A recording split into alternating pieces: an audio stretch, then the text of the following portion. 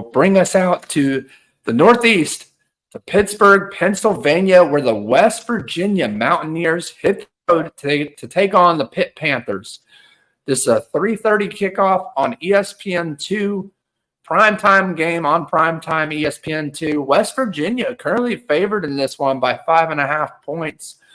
They're playing at Acrisure Stadium. I hope I pronounced that right. In the Steelers Stadium where they always play. And Brad, big rivalry, the backyard rivalry. We were just talking about it off camera. These two teams hate each other. I mean, we look around the nation at some of these top rivalries, Oregon State, the Civil War rivalry, Apple Cup out west with Washington State. But the backyard rivalry is probably one of the best matchups of every year. And by the way, the last 6 out of 7 games that these two teams have played each other have come down to the last possession.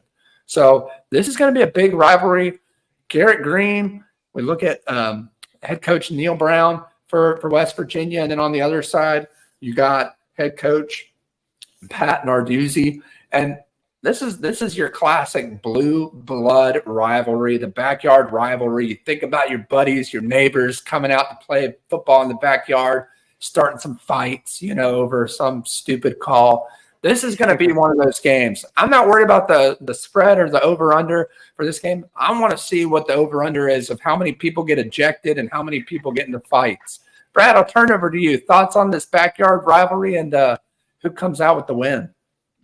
Yeah, so start with West Virginia. Nate, you mentioned Neil Brown, and what a turnaround. He was on the hot seat going into last year, and they had a really, really good year.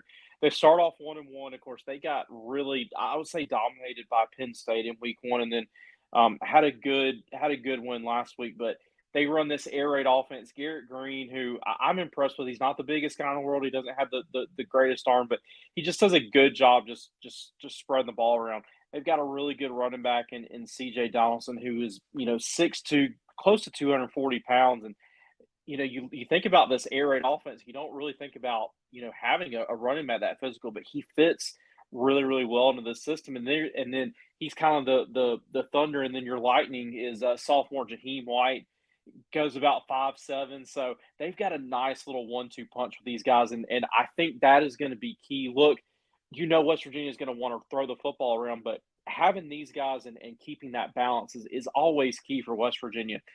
For Pitt, look, Pat Narduzzi has been great at Pitt. He's been there a while. It's his culture in there. They're blue collar. They're bringing their lunch pail. But they had a down year last year. I mean, this is a team that won the ACC a couple years ago. They were in the Peach Bowl and then had a really, really tough season. He is completely shaken up the offensive staff. I believe, Nate, they have got new offensive coaches everywhere. They hired their offensive coordinator from FCS school, Western Carolina. He brought a couple of transfers in, most notably their running back, Desmond Reed, who is off to a really, really good start, 293 yards on the year.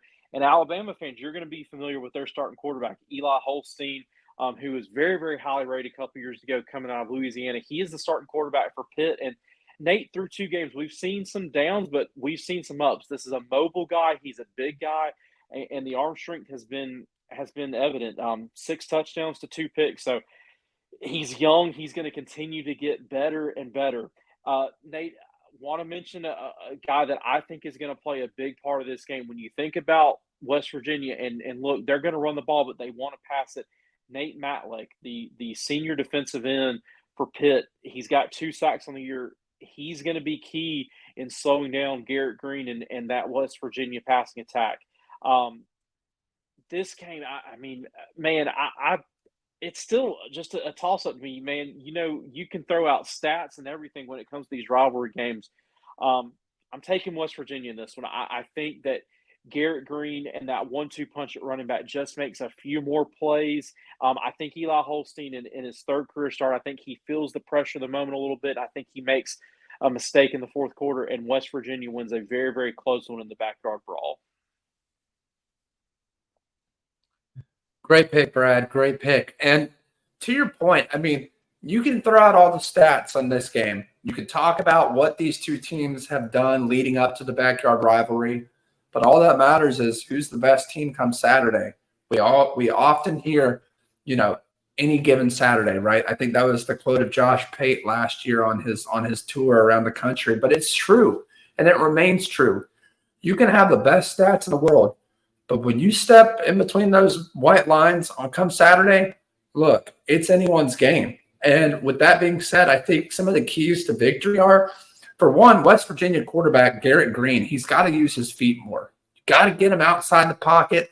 You got to get him moving, making plays on the move, because to your point, defensive line of Pitt are going to be coming after him. And if they keep him contained, it's going to be a long, long game for Garrett Green.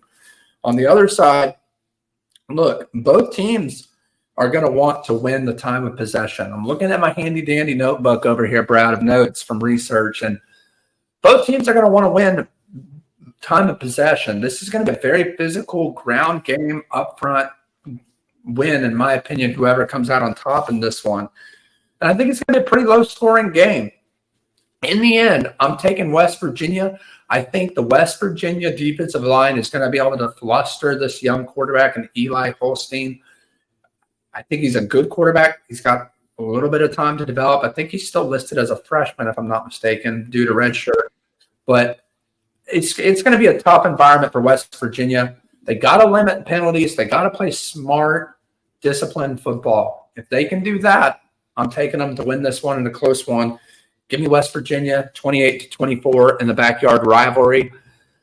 Be sure to subscribe down below as it helps our algorithm. We appreciate everyone who has already. We appreciate the viewership. Like this video if you liked it and share it with your friends who are big college football fans. And be sure to check out our partner, squadblitz.com, the all-new fantasy college football app, the only way to play college football. And if you're tired of playing in the NFL, your quarterback's already gone down, check out Squad Blitz. You can change out and switch out 140 teams every single week. We'll see you next week. It's time to break the huddle. Hey, YouTube, if you like this content, be sure to subscribe down below for more next week.